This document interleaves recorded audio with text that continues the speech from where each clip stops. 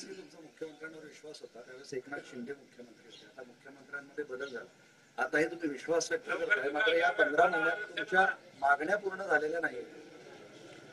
तुम्ही विश्वास व्यक्त करताय का विश्वास व्यक्त करायचा नाही त्याचं कारण सांगतो.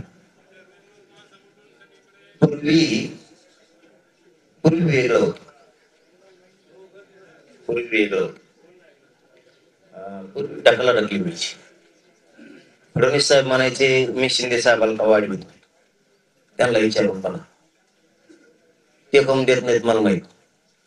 आता तुम्हीच काही टेन्शन आहे का? आता ढकलाढकली आहे का? आता सरकार तुमचं, मुख्यमंत्री तुम्ही, बहुमत तुमचं, आता काय लोड आहे का? आता आम्हाला कळत मराठ्यांविषयी तुमच्या मनात द्वेष, राग, आकर्ष आहे का नाही? तुम्हाला मराठ्यांचे पोरं मोठे होऊ द्या वाटते की नाही? प्रत्यक्ष बघणार येतात आता या उपोषणात. तुमचं मराठ्यांच्या बद्दलची भावना काय हे राज्य उभं राज्य आता बघणार. म्हणजे तुमच्या पक्षातले मराठी पण बघणार आहेत आणि शेतकरी मराठी पण बघणार. आता बोलायला जागाच नाही. आम्ही काय बोललो का फडणवीस साहेबाला? नाही. साहेब म्हणतो आम्ही त्यांना. काय बोललो का? बोलणार नाही. हे उपोषण होईपर्यंत आम्ही विश्वास ठेवलाय. आता समाजालाच कळू द्या. जसं की आम्हाला जातीवादी म्हणतात तसं लोकांना ऑटोमॅटिक कळून चुकलं जातीवादी खरे कोण. काही दिवस थांबावं लागतं त्यासाठी. आता राज्यात कळलं खरे जातीवादी कोण. तसं मुख्यमंत्री उघडे पडू द्या ना आता ज्यांच्या समोरच.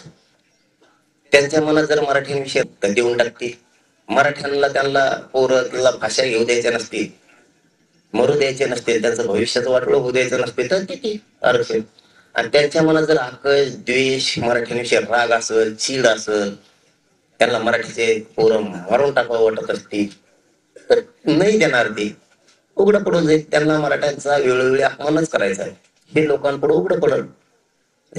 त्यांच्यावरच आता बाजू आहे काय करायचं.